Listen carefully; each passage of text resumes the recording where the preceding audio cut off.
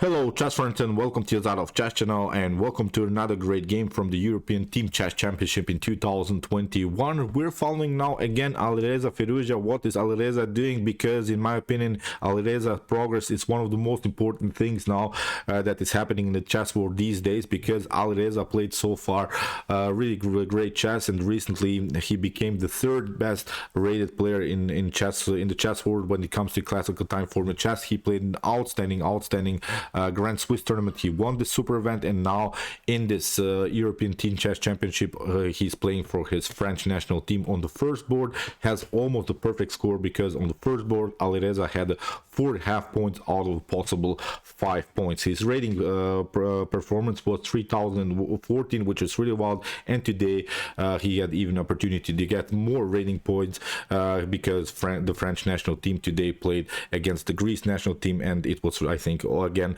a new opportunity for Alireza to make his progress further. So his opponent was Dimitrios Mastrovasilis. He's a 2630 rated player. So if Alireza wins now this game, he gets around 3 rating points more. Before this round, Alireza had 2793 rating points. Ding Liren is the second best rated player with 2799 points. So Alireza will need at least 2 or 3 more wins in order to catch up with Ding Liren. So let's check out now what happened. It was, in my opinion, really brilliant game here played by both sides. So here Alireza played e4. Dimitrios Mastrovasilis plays c5, the Sicilian. We have now knight to f3, and here after move e6 we have the so-called French Sicilian.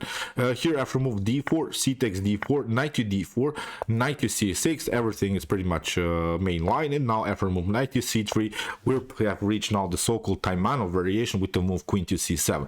This queen to c7 is a provocative move because knight to b5 is not bringing you anything. Black retreats simply with the queen. Here to bx still has a good control of the d6 square. In one particular moment this knight will get kicked away again. So if black, instead of this move queen to c7, plays bishop to b4, this could be also a very aggressive method, maybe to challenge here then afterwards the pawn on e4 with knight to f6. You should not be worried so much about this particular line, because you can take immediately. That would be the main line. If you maybe are annoyed a little bit about the spin on c3, knight to c6, then if bishop takes c3 happens, then we can take, of course, b takes c3, and now after d takes c6 we can simply take and go into a favorable middle game endgame stage here for white, because white has now the bishop pair on the board, and here with bishop to f4, bishop to c4, queenside castling, I think white could have a dominant position. So this spin in an early stage of the game can bother, but here in the continuation, as said, queen to c7 played here by black. So in the continuation Alireza develops bishop to e2. We have a6 now, finally preventing this knight to b5 move, because now maybe there are opportunities to catch up here further with g3, then bishop to f4 are opportunities maybe then to kick away the queen further. So as I said, a6 always a prophylactic move here by black. So knight to c6 played by Alireza undermines a little bit the pressure in the center of the board. We have here b takes c6. Now in the continuation black is always trying to get this d5 pawn breakthrough, but we can notice one particular thing already in this position. Alireza understands, I think, this position very well, and he's playing basically the best suggested line by the engines, although these lines are maybe not so popular, they're not maybe so attractive to watch now, but Alireza knows his positional stuff, because here Alireza realizes that white has placed many pawns on light squares, which means now when you have such a pawn chain, when you have such a light square complex like black has here, it's of course obvious that you're weakening a little bit your dark squares all over the board. So that's why when you play such a middle game, you want to get rid of any defender that is defending the dark squares. So that's why what white needs to do is get rid of the dark square bishop, is trying also to get rid of the queen, and that's exactly what Alireza is doing here. He plays queen to d3, knight to f6, and now queen to g3. He's getting rid of any defender of dark squares, and that's because black has built this complex with the pawns of light squares. So it's of course a firm complex, but it creates also some positional weaknesses. And now with queen to g3, Alireza is saying, okay, I'm going into endgame almost. I'm slightly better here, but it's not so easy now to win the game. And here Mastrovasilis will accept the challenge. Plays simply bishop, queen takes g3. We have h takes g3, and with this this move Alireza has opened also the h file. So it's now, as I said, a wild middle game stage, because here I think white doesn't have a huge advantage. White needs to really struggle here for a win. Here in the continuation we have now d5. Mastrovasilis is trying to break here in the center of the board, wants finally to improve this pawn structure in the center, and now Alireza simply takes. We have e takes d5, we have c takes d5. If you play e takes d5, this is not good. Now you have the so-called hanging pawns structure here in the center of the board.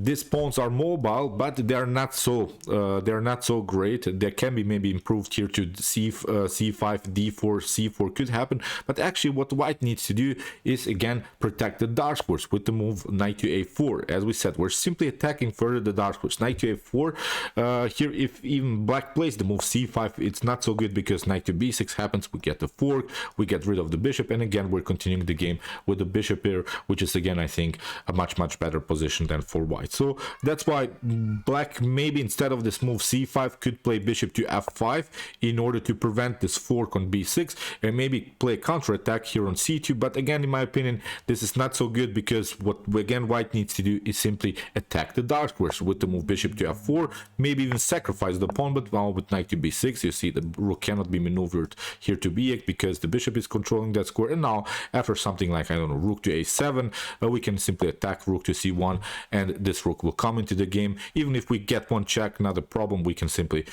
here play with our king to f1. But now in the future this pawn will be taken, the bishop's activity is perfectly fine. This bishop has to be maneuvered. If the rook comes on c6, then again we have a great activity. So it's a much better position again for white. So after move e takes d5, as said, black played c takes d5, simply fixing the pawn structure. But we can notice now again the light square bishop is a little bit out of game. The light square bishop is simply blocked out by its own pawn structure. So here in the continuation, Alireza played bishop to f4, as I said, simply attacking the dark squares. We have now bishop to b4, and very important move now, bishop to e5. Because if you play, for instance, something like castling, I think Mastrovasilis would simply take here bishop takes c3, then b takes c3, and you have now a weakened pawn structure. Now in the near future we can expect a c file attack, maybe even the b file attack, although maybe this square is taken for the rook. But in one particular moment we can maybe play something like rook to a7, rook to b7, getting use of this, both of these files, of the b file, of the c file. I think that white wouldn't be satisfied with this outcome in this position, although white has again the bishop pair, but this is now a different position in which white has also this double pawns, which are of course weaknesses. So here the continuation, bishop to e5. Now if you want to take, now I'm going to take gladly this this knight and c3 with the bishop, and you see now this bishop is perfectly fine. So here after move bishop to e5, Mastrovasilis plays king to e7. He doesn't to calculate here. He doesn't have to calculate here because the queens are off the board. The position is not so dynamic anymore. The position is not so wild anymore. So that's why placing the king in the center like this is perfectly fine, because in the near future this game could reach the endgame stage, and when that happens, then you want to have your king in the center. So that's why it's a pragmatic idea here for black. So here g4, very important move now for Alireza Firouzja, because he wants to kick away the knight and then maybe attack here the weak pawn on g7. So we have bishop to b7. h6 is not an opportunity here because you don't have the rook connection. Now actually g5 is a realistic opportunity here for white, and then you have to move the knight again. So here in the continuation after g4 we have a bishop to b7, a3, kicking away the bishop, bishop to d6, and now bishop to d6, king to d6. And as we said in the beginning, mission accomplished here for Alireza Firouzja. Alireza Firouzja got rid of the queen, Alireza Firouzja got rid of the bishop. So we have a little bit of a bad bishop strategy here when it comes to positional understanding, because this bishop on b7 is still a little bit blocked out by its own pawn structure. Although this pawn structure is mobile, this pawn structure can be improved, but still when you have a light square bishop on the board, then you don't want to have many pawns on light squares because they're simply standing in the way of the activity of the bishop. Now after move king to d6, Alireza plays simple g5, kicks away the knight, and now after knight to d7, here queenside castling play by Alireza. So he's not allowing this d4 move. If that happens, if d4 with e5 happens, if black for instance cements the position with the pawn structure e5 d4 e5 even with f6, then of course this bishop gets liberated, and then black has, I think, a decent position. Here after move g5, if black would have played here knight to e4, it's not so good. Knight takes e4, okay, d takes e4, but now king to d2 is even opportunity, king to e5, and then king to e3. Here I think white is much better, because again you see many pawns are on light squares that can be an object of the attack of white. In the near future we can expect c3, bishop to d1, bishop to c2, and this pawn could be maybe a long-term weakness. Rook to h4 maybe in the near future. As I said, this could be a huge position problem for black. Even if black maybe continues with f6, g takes f6, g takes f6, now rook to h5 is an opportunity you have to block out, and now with f4 we can, I think, stop the progress, and we can also play rook to h1, simply attacking this weakness further. So really not a pleasant position, I think, here for black. In the future we can also play something like g3. So as we said, after move g5 here, black played knight to d7, we have queenside castling by Alireza, and now h6. h6 has to be played, I think, because you don't want to tolerate anymore this h-file attack. Mastrovasilis realized that he could have problems in the near future on the h-file, so that's why he has to block out the potential h-file attack, and he plays simply h6. We have g takes h6, and now rook to h6, rook takes h6, and after g takes h6, again a new mission accomplished here, I think, by Alireza Firouzja. He has now a new target, which is now the isolated pawn on h6. Really brilliant positional play so far by Alireza. As I said, maybe it's not the most attractive of games, but sometimes Alireza, he's a great tactician, but sometimes he has to win also this kind of games where you just struggle for one weak square, one weakness in the position. So now at least Alireza knows where to attack. He plays first move g3, because in the near future we can also expect the move rook to g8, and then the g2 pawn can be weakened. So g3 first improves the pawn structure of white. So here we have f5, we have rook to d4. Now Alireza has opportunities to be flexible with the rook. Rook to b4, rook to h4 are now attacking opportunities. Here we have knight to f6, and here in the continuation rook to b4. Even if you play e5 here instead of knight to f6, it's not so good, because you get this one.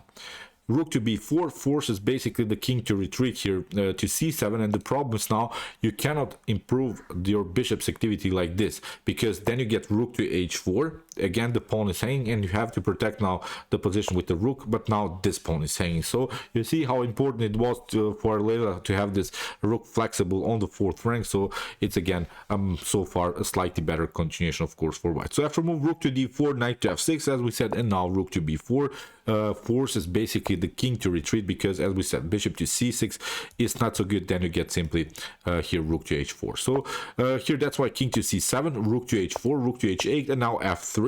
Very important move, which is controlling now the weak e4 square in white position. So Alireza is also playing some prophylactic moves. It's not allowing here black to get some spaces in the center. So e5 here played by black. We have now knight to a4 attacking the c5 weakness. We have a5, and now knight to c5, bishop to c6, and now f4.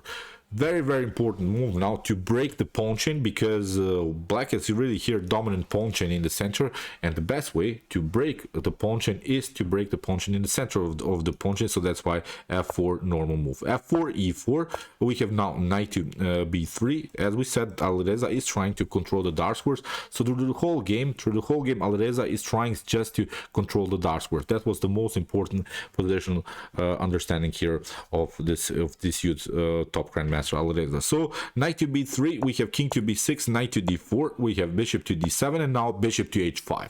This is a brilliant move for Alireza, because he realizes that the only piece that needs a little bit improvement when it comes to activity is the bishop. So far the knight is great in the center of the board, the rook is very active, and although this bishop is controlling both of these diagonals, actually the bishop is not attacking anything. So that's where Alireza realized this great path for the bishop, that the bishop could come in f7 and maneuvered now the bishop all over the board. Really great maneuver. Bishop to h5, because if you take knight to h5, rook to h5, we have reached now again this bad bishop position, in which you see again all of these pawns are on light squares, and these pawns can be only defended by the bishop. So it's not so easy to play, I think, this endgame, although the engine gives here equal chances for both both sides, but I would always rather be white here, especially because we can play something like king to d2, king to e3. We can control really the dark squares all over the board. In my opinion, in the near future, this bishop becomes really a bad piece. It cannot be improved because we have blocked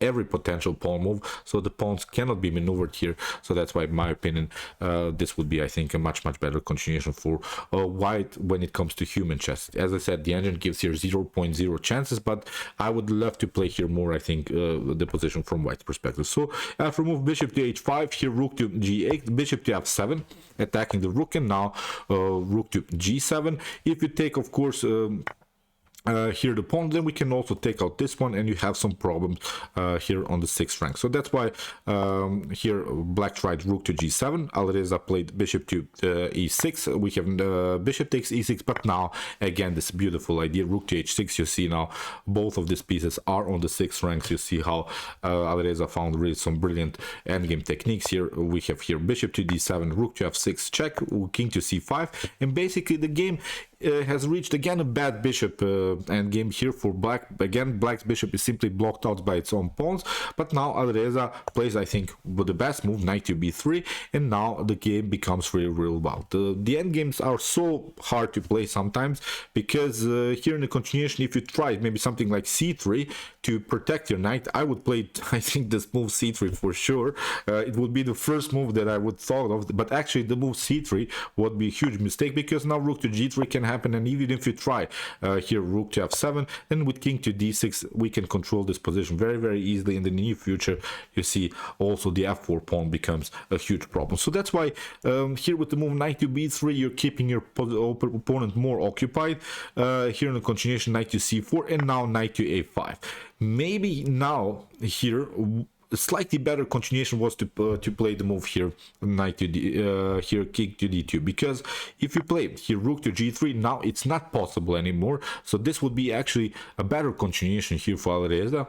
The problem is now after knight to a5, the check, you have to play something like this. Again, we play knight to b3, again you have to move the king, but now with rook to f7, there is simply not even a better way to proceed here, because after rook to g2 we can play the move king to e3, and the problem is now you have to lose, I think, even some material, because after king to b5 we can simply take out this one. Then if you take out this one, every pawn will be taken, and it's, I think, a completely winning game here for white. So that's why maybe this move king to d2 was slightly better for Alireza, because he played now knight to a5, took the pawn, which allowed now here black to infiltrate with the king here in the center of the board. And again, the engine gives now 0.0 chances here for both sides, but you have to protect now the position. Here Alireza played rook to d6, attack simply first the bishop, because he's not allowing his rook, his opponent's rook, to come here on g3. We have bishop to b5, we have rook to b6, and now comes the critical moment of the game. Here Mastrovasilis has now two opportunities: to retreat with the bishop to f1, or to retreat with the bishop towards maybe his side of the war, maybe here to e8, d7 or something. So the best move, believe me or not, is here the move bishop to f1. Here in the continuation, Mastrovasilis played here bishop to e8. This is now a huge problem, because you're not attacking anything anymore with the bishop. Bishop to f1 leads now into a very complicated line for both sides, because now Alireza has to play king to d2 in order to stop this progress of the pawn. So now in the continuation, e3 would be black's choice, of course, then king to e1, and now bishop to c4 solves now basically all of the positional problems, because after move b3, the problem is now black doesn't have to retreat. Here you can play rook to h7. Here, even if you take, now comes this one, rook to h1. We have some checks, we have rook to h2. So this is really a top engine line. I'm not sure if I would even consider some of these moves. It's not the point that I want to criticize someone or something. So as I said, this is simply a wild stockfish line that the stockfish engine is suggesting, just in order to make a draw here for black. So rook to h2, king to f1, we have just this perpetuals, and even if you attack attack the rook. Now e2 is an opportunity. Black has now the potential promotion on e1, and white needs to get back here with knight to c3. We can play a check, but now with the rook to e6, now it's the promotion. And now here in this position, the engine gives again equal chances for both sides, although black is up the exchange, but of course white has many pawns down the board, so it will be probably again a new complicated position for both sides, which, as I said, the engine gives here 0.0 chances for both sides. But here, after move rook to b6, black tried bishop to e8, and it's now completely winning for Alireza, because here he has the opportunity to play king to d2, e3, but now you see the e2 is not protected anymore. That's now the huge problem. In this other line, e2 was a realistic opportunity. Now e2 is not an option anymore. Here in the continuation, black tried king to e4, but now rook to e6, we have king to f3, and now the knight can go back. Here we have bishop to g6. Even if we try here rook takes g3, then knight to d4 is of course winning the game. You have to step back from the defense, and we can play simply king to e2, and we can also take out the bishop. We can do many things. It's now, as we said, simply winning here for white. So here, after move knight to b3, bishop to g6 was played, knight to d4, again a check. We have king to g3, now rook to e3. Here by Alireza, king to f4, now king to f2. You see now everything is glued together, although white is only one pawn up, but here these pawns are simply weak. In the continuation, we have king to bishop to f7, knight to e2. Now Mastrovasilis placed here on the same file. Alireza uses now this moment immediately, rook to g3, trades off the rook, and after king to e3. In this position, Dimitrios Mastrovasilis simply resigned because he realized his positional problems. Whatever you do, we'll simply play here king to f4, and then we play knight to d4, cement everything, just push pawns. There's no way that black can proceed here with his pawns that are simply blocked out by the structure. And again, if you notice this endgame now, again, the control of dark squares was the most important thing. From the beginning, Alireza traded off the queens, traded off the bishops. You see, it became again a bad bishop strategy. You see how it is bad sometimes when you have your bishop on the same color squares where your pawns are. The bishop was basically useless. Of course, here black had opportunities to maybe make a draw, but this was simply brutal stockfish lines. In my opinion, it was a brilliant positional game here played by Alireza Firouzja. So with this win, Alireza Firouzja is now 2,796 rating points, which is really lots. He needs only 3 more points in order to catch up with Dingler, in order to become the second best rated player in the world, and he needs then, of course, maybe 1 more point in order to reach his 2800 rating barrier. So congratulations to Alireza. I wish him all of the best. I wish everything for him to make happen in even in this year. We'll see what Alireza will make in this top event, but so far Alireza is winning almost every game. He has now 5.5 points out of the possible 6. Brilliant performance by the young top grandmaster. So okay, I hope that you enjoyed the game. I really enjoyed it a lot. If you want to see more Alireza games, here are some games that we have analyzed before, and if you want to see maybe the top engine games with some brilliant tactics and brilliant positional games, check out my commented chess games played by computers, with some games played by Stockfish, Alpha Zero, Lila Zero, and many more. And if you like this content, don't forget to subscribe to my channel. See you soon with some more videos, and chess is the best, of course.